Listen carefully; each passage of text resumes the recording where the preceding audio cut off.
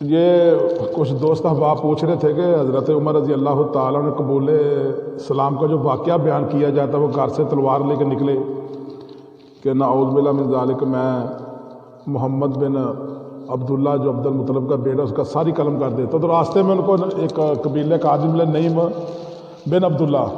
تو پوچھا عمر کدھر جا رہے ہو؟ کہتا جی میں تو سر قلم کرنے جا رہا ہوں.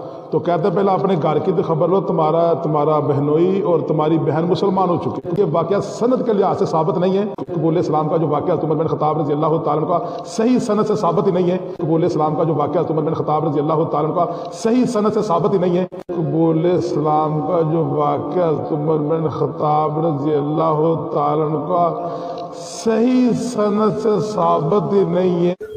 تو وہ باتیں تو ٹھیک بیان کر رہے ہیں، لیکن وہ جو باتیں بیان کر رہا ہے وہ باتیں سنیوں کو اس لیے ہضم نہیں ہو رہی کہ سنیوں کو تو کہانیاں کروائی گئی تھی.